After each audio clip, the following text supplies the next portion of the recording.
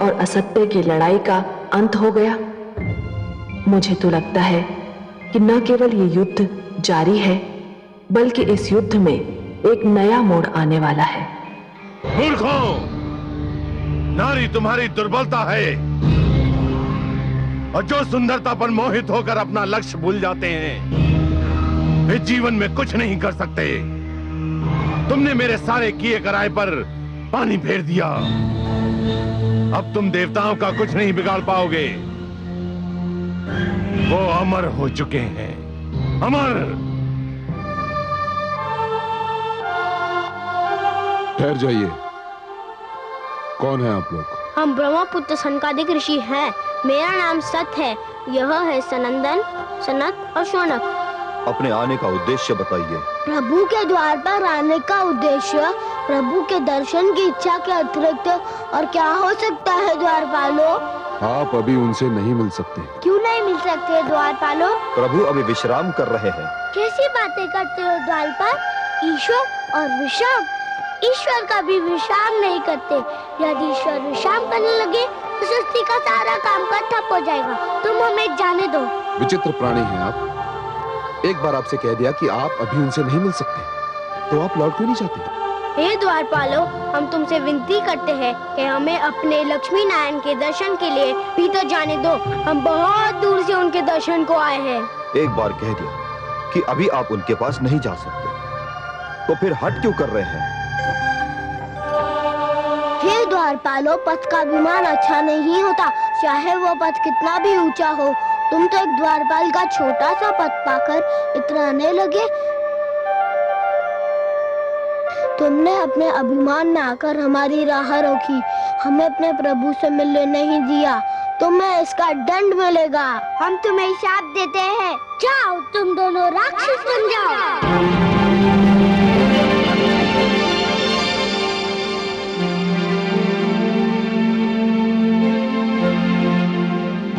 हे ऋषिगण, विष्णु लोक में आपका स्वागत है। हे प्रभु, इन ऋषियों ने हमें श्राप दे दिया। हम तो केवल अपने कर्तव्य का पालन कर रहे थे प्रभु। कर्तव्य पालन? कर्तव्य पालन का अर्थ यह तो नहीं कि आप मेरे और मेरे भक्तों के बीच दीवार बन जाएं। आप दोनों से घोर अपराध हुआ है और इस अपराध का दंड तो मिलना ही था। हे जय, हे विजय, जिस प्रकार वृक्ष और उसकी जड़ का नाता कोई नहीं तोड़ सकता, उसी प्रकार मेरे और मेरे दर्शनाभिलाषी के बीच कोई नहीं आ सकता। मेरे दर्शनार्थी मेरी संपत्ति हैं जय, और स्वयं मैं उनकी संपत्ति हूं। हम दोनों का एक दूजे पर समान अधिकार है। जब भी कोई ईश्वर और भक्त के बीच आने का प्रयास करेगा, किसी न किसी रूप में अवश्य दंड पाएगा।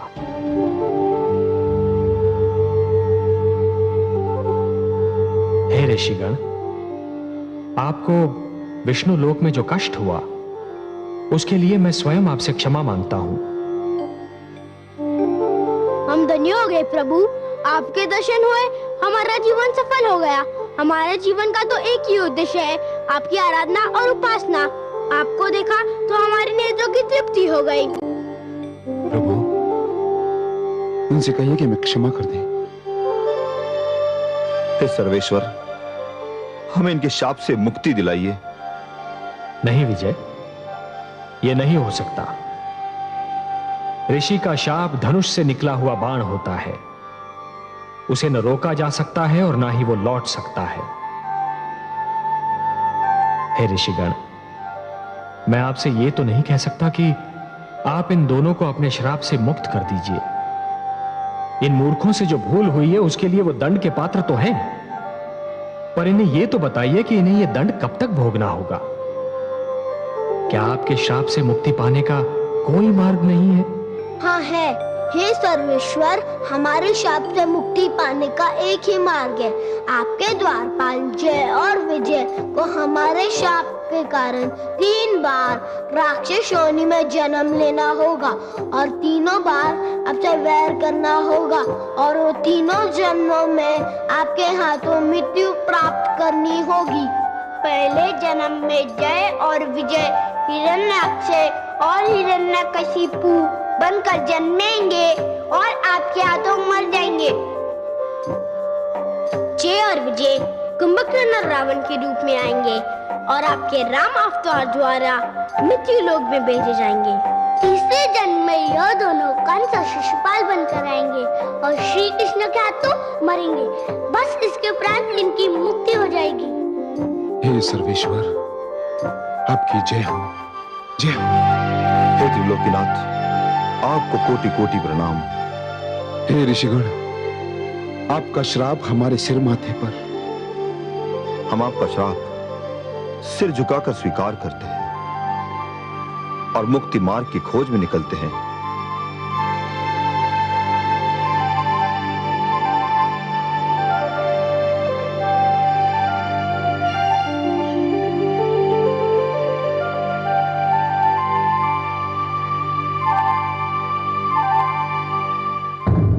मैं मां हूं, धरती मां। सनकादिक ऋषियों के शाप ने जय और विजय को विष्णुलोक छोड़ने पर विवश कर दिया। उन्हें यह शाप केवल इसलिए मिला कि उन्हें अपने पद पर अभिमान हो गया था।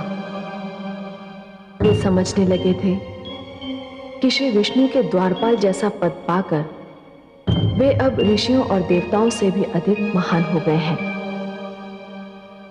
अपने पद पर अभिमान करना और पद का अनुचित प्रयोग करना हर युग में दंड के योग्य अपराध रहेगा। सनकादिक ऋषियों का शाप पहली बार उस समय रंग लाया जब जय ने कश्यप ऋषि की पत्नी दिति के गर्भ से असुरराज हिरण्याक्ष और विजय ने उसके अनुज हिरण्यकशिपु के रूप में जन्म लिया। ये दोनों भाई बहुत बलवान, बहुत शक्तिशाली, बहुत घमंडी, बहुत क्रोधी और क्रूर थे, पर एक दूसरे पर निछावर थे।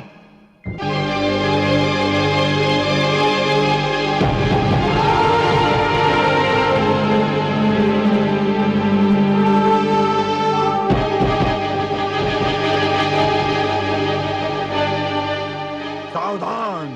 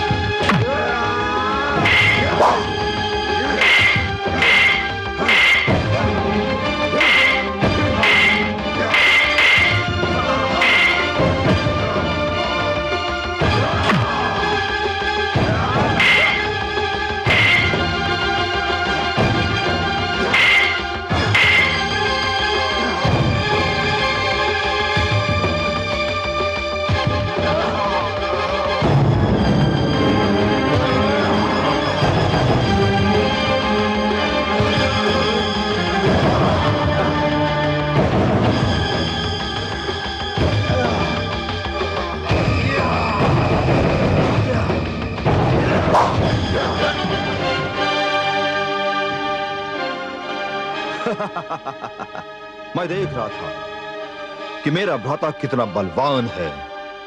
मुझे तुम पे गर्व है हिरण्यकशिपु। तुम केवल मेरे भ्राता ही नहीं, मेरा दाहिना हाथ भी हो। भ्राताश्री, मैं जो भी हूं आप ही के कारण हूं।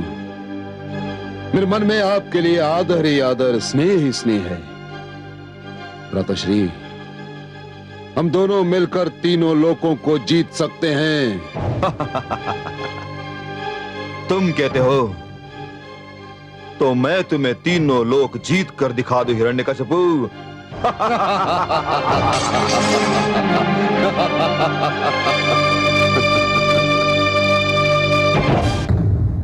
मैं मां हूं, धरती मां।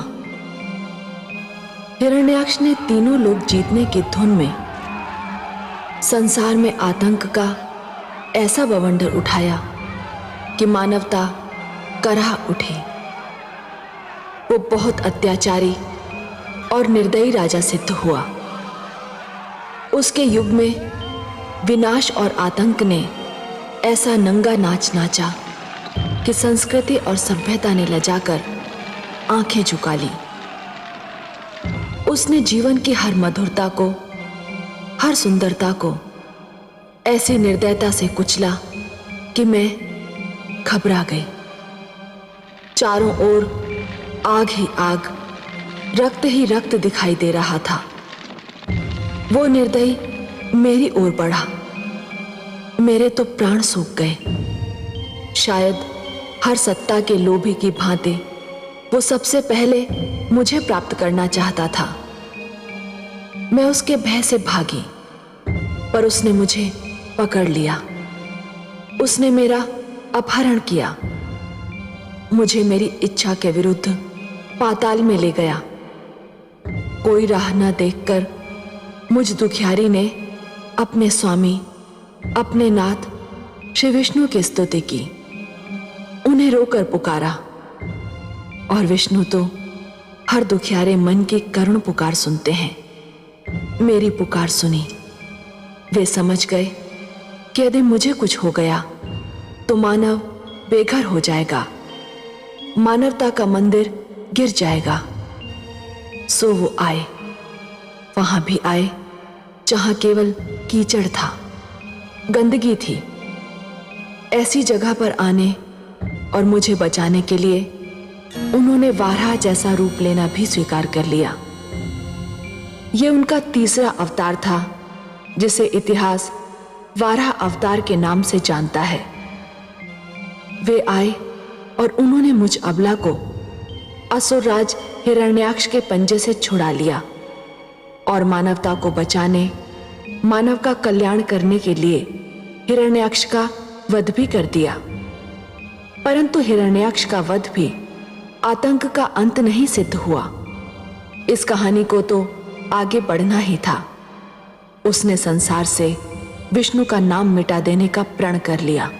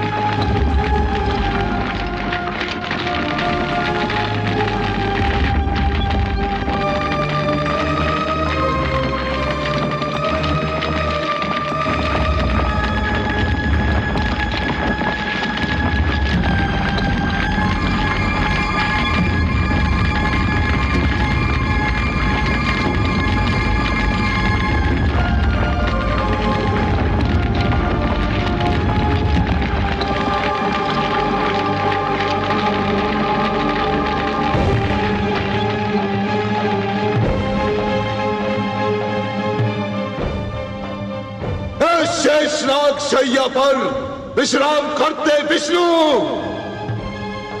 स्वयं को जीवन और मृत्यु का स्वामी समझने वाले विष्णु, सावधान सावधान हो जाओ। तुम्हें मेरे भ्राता श्री हिरण्याक्ष के रक्त की एक एक बूंद का मूल्य चुकाना होगा। तुमने जो घाव उनके शरीर पर लगाए थे, उसने उनके शरीर को ही नहीं मेरी आत्मा को भी छलनी छलनी कर दिया है। जब तक मैं तुमसे प्रतिशोध नहीं लूंगा, मैं चैन की श्वास नहीं लूंगा। अब मेरे जीवन का एक ही उद्देश्य है, प्रतिशोध, प्रतिशोध, केवल प्रतिशोध। यदि तुम में साहस है तो मेरी चुनौती स्वीकार कर लो, स्वीकार कर लो तुम। पुत्र, किससे प्रतिशोध लेने की बात कर रहे हो हिरण्यकशिपु? उसी से, उसी विष्णु से जिसने मेरे भ्राता को निर्दयता से मार डाला। माते, तुम्हारा तो केवल भाई था वो। मुझसे पूछो, जिसके नैनों की ज्योति था वो, जिसकी कोख से जन्मा था वो, जिसका पुत्र था वो। क्या तुम्हारा दुख मेरे दुख से भी महान है? नहीं पुत्र, मेरे दुख का तो अनुमान भी नहीं लगाया जा सकता, परंतु उसने एक ऐसा पाप किया था जो क्षमा योग्य नहीं था। क्या अपराध किया था मेरे भ्राता ने? उसने धरती का अपहरण किया था, एक नारी का अपहरण, और एक नारी का अपहरण अक्षम्य अपराध है पुत्र।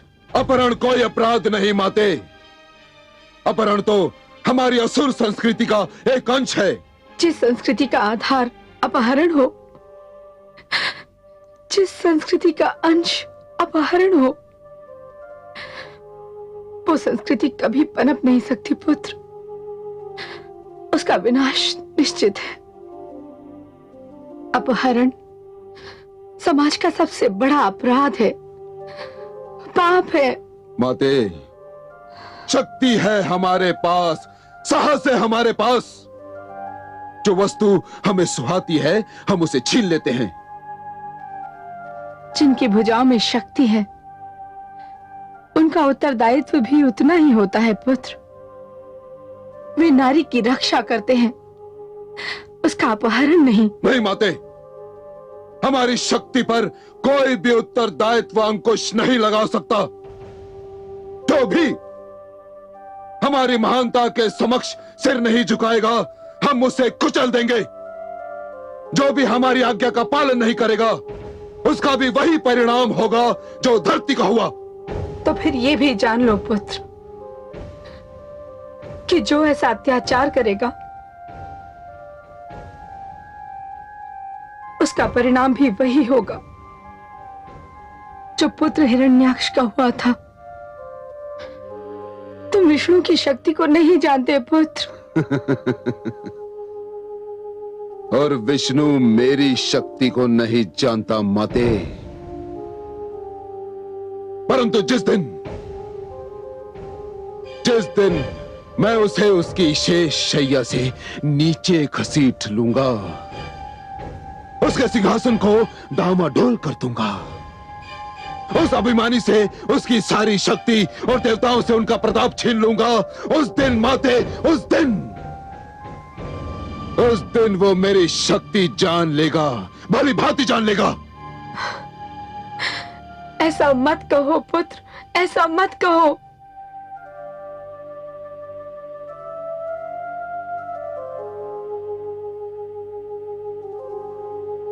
माते, तुम्हारी सौगंध, मैं इस सृष्टि से विष्णु का नाम मिटा दूंगा।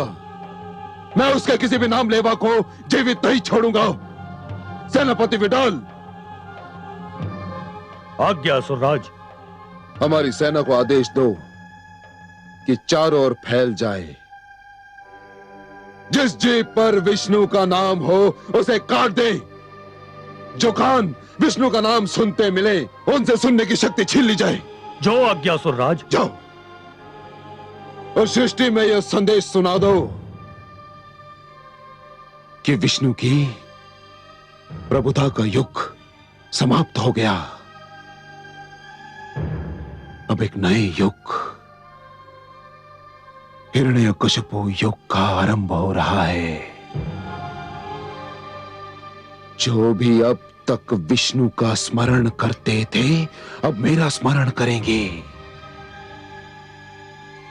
जिस मन में विष्णु का ध्यान होगा अब उस मन में हिरण्यकशिपु का भय वास करेगा। हाँ, आपके आदेश का पालन होगा असुरराज।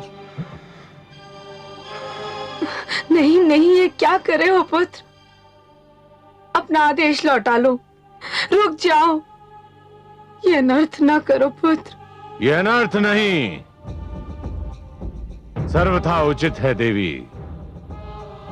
विष्णु के षड्यंत्र का उत्तर है। षड्यंत्र? ये आप क्या कह रहे हैं गुरुदेव? आप भूल गई देवी कि विष्णु ने दानव संस्कृति का विनाश करना चाहा था और अब वो असुरों को मिटाना चाहता है। इसीलिए उसने सबसे पहले आपके ज्येष्ठ पुत्र हिरण्याक्ष का वध कर डाला। तो आपने उसे जीवित कर दिया होता। आपके पास तो संजीवनी मंत्र था। मैं जीवित कर देता, मैं अवश्य जीवित कर देता आपके पुत्र को, परंतु उसे विष्णु ने स्वयं मारा था और जिसे विष्णु स्वयं मार डाले उसे पुनर्जीवित करना असंभव है। मुझे खेद है देवी कि मैं आपके पुत्र हिरण्याक्ष को पुनः जीवित करने में असमर्थ रहा। हे शिष्य, तुमने जो भी किया उचित किया, पर इससे केवल विष्णु को स्मरण करने वालों का ही सर्वनाश होगा। विष्णु का कुछ नहीं बिगड़ेगा। गुरुदेव, ये तो मेरे अभियान का पहला चरण है। इसके उपरांत तो मैं सीधा विष्णु पर प्रहार करूंगा। बहुत चतुर है विष्णु, बहुत शक्तिशाली भी। उससे टक्कर लेने के लिए तुम्हें अपार शक्ति की आवश्यकता होगी। वो ज्वाला है, तुम्हें ज्वालामुखी बनना होगा। वो वायु है, तुम्हें आंधी का रूप लेना होगा। वो चंद्रमा की भांति शीतल है, तुम्हें सूर्य की भांति दहकना सीखना होगा। वो नदी की भांति शांत है, तुम्हें ज्वार की भांति उमड़ना होगा। हे गुरुदेव, ये कैसी शिक्षा दे रहे हैं आप? गुरु तो अपने शिष्य को कल्याण का मार्ग दर्शाता है। आप तो मेरे पुत्र को विनाश का मार्ग दिखा रहे हैं। शांत रहो माते, शांत। ये तो गुरुदेव के महान कथन हैं। इसका एक एक अक्षर के समक्ष मैं अपना सिर झुकाता हूं। गुरुदेव, मुझे प्रकाश दीजिए, मुझे ज्ञान दीजिए, मेरा पथ प्रदर्शन कीजिए, मुझे आदेश दीजिए। तुम्हें ऐसी शक्ति प्राप्त करनी होगी शिष्य, जिसे कोई परास्त ना कर सके। स्वयं विष्णु भी नहीं, मैंने ऐसी शक्ति प्राप्त कर ली थी, परंतु विष्णु ने छल से उसकी महत्ता घटा दी। उसने देवताओं को अमृत पिलाकर अमर बना दिया। अब मेरी शक्ति से भी महान शक्ति तुम्हें प्राप्त करनी होगी। उस शक्ति को प्राप्त करने के लिए मुझे क्या करना होगा गुरुदेव? तुम्हें तप करना होगा शिष्य, घोर तप, अपूर्व तप, अपार तप, ऐसा तप जिसका संसार में उदाहरण ना मिले। विष्णु का तप नहीं, क्योंकि वो देवताओं का पक्षपाती है, वो तुम्हें कुछ नहीं देगा। शिव का भी नहीं, क्योंकि वो मैं पहले कर चुका हूं। तुम्हें ब्रह्मा की तपस्या करनी होगी, वही केवल तुम्हारी तपस्या के भुलावे में आ सकते हैं। और फिर तुम उनसे वो वरदान मांगना जो मैं तुम्हें बताऊंगा। गुरुदेव की जय हो। गुरुदेव, मैं आज ही तपस्या के उद्देश्य से असुर लोक छोड़ दूंगा। मुझे आज्ञा दीजिए गुरुदेव।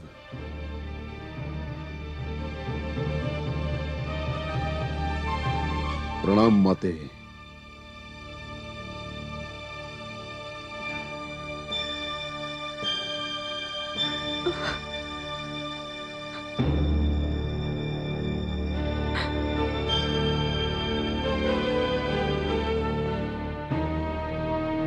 महारानी कयादू, कहां हैं आप? महारानी कयादू,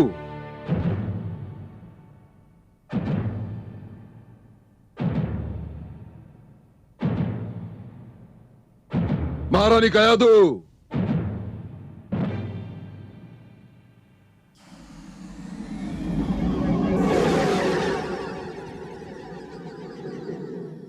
महारानी कयादू,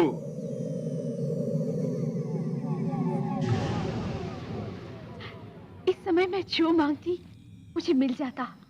मैं आप ही की प्रतीक्षा कर रही थी स्वामी। मुझे आपको एक शुभ समाचार देना था। समाचार तो मुझे भी देना था, पर मुझे भय है यह समाचार आपके लिए शुभ नहीं होगा। महारानी, क्या समाचार लाए हैं आप?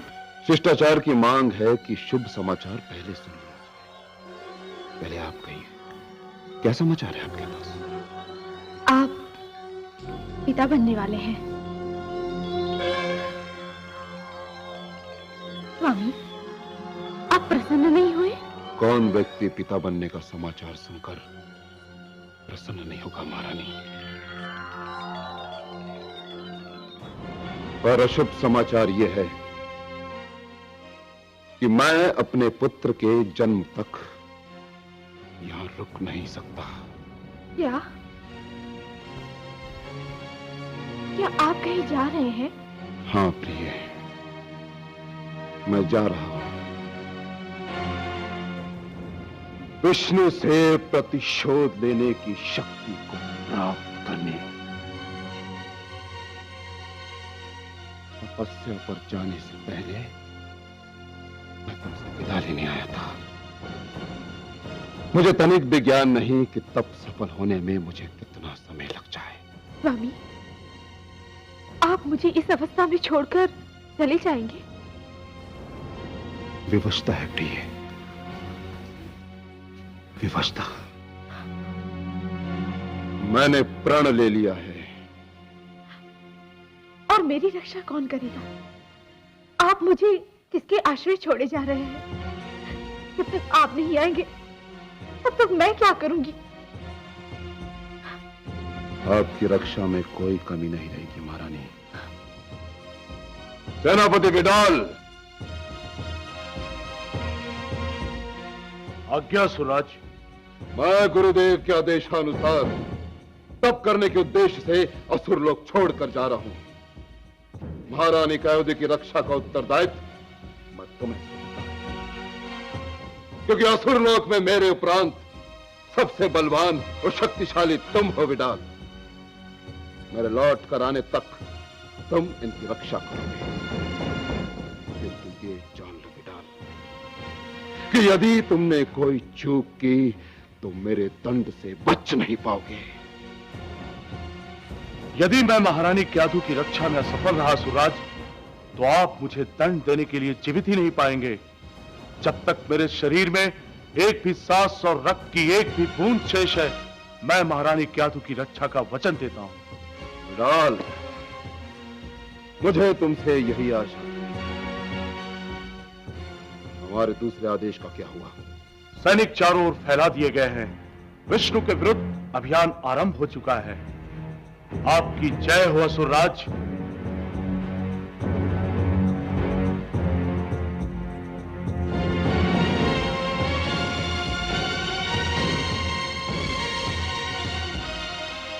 अब मुझे निश्चिंत होकर विदा करो प्रिय। जब मैं लौट कर आऊंगा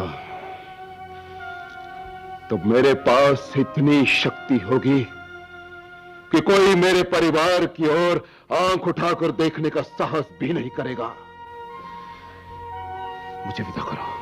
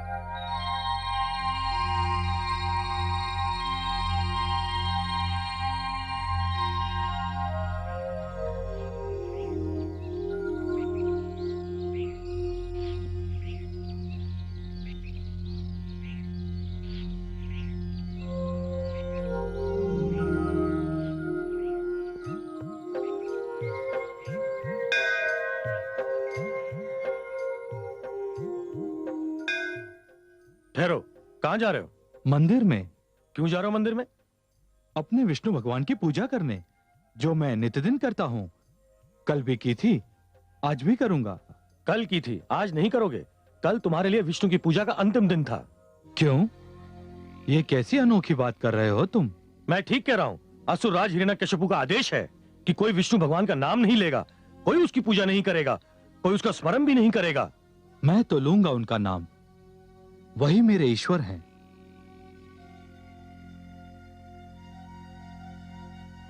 ठहरो, तुम अंदर नहीं जा सकते। हे सेनापति, देखिए आपका सैनिक कैसी विचित्र बात कह रहा है। यह कह रहा है कि मैं अपने विष्णु के मंदिर में प्रवेश ना करूं। आप इसे समझाइए कि विष्णु का नाम तो मेरे रोम रोम में बसा हुआ है। अच्छा, तो तुम्हारे रोम रोम में बसा हुआ है विष्णु का नाम। अब मैं निकालता हूं तुम्हारे रोम रोम से विष्णु का नाम। विष्णु! हे सर्वेश्वर! क्या बात है प्रिय? कोई इतना निर्दयी कैसे हो सकता है? एक वृद्ध असहाय मनुष्य पर इतना अत्याचार। कमल नयन, हिरण्यकशिपु आप पर क्रोधित है, पर क्रोध उतार रहा है निर्दोष मानव पर। आपकी क्रोधाग्नि कब भड़केगी? आप किस बात की प्रतीक्षा कर रहे हैं? समय की महादेवी, समय की। किस समय की? उस समय की जब हिरण्यकशिपु की गागर भर जाए। समय? गागर? मैं आपकी बातें समझने में असमर्थ हूं जगदीश्वर। महादेवी, अभी तो हिरण्यकशिपु के पाप की गागर में दुष्कर्म की पहली बूंद गिरी है। इसके भर जाने की प्रतीक्षा तो करनी होगी ना? उस समय की प्रतीक्षा कर रहा हूं मैं। पर वो ये जानते हुए कि हिरण्याक्ष अपराधी था, आपसे शत्रुता पर कमर कस रहा है। हाँ महादेवी, हर एक को मरने के लिए कोई ना कोई बहाना तो ढूंढना ही पड़ता है। हिरण्यकशिपु ने मेरी शत्रुता को वो बहाना बना लिया है।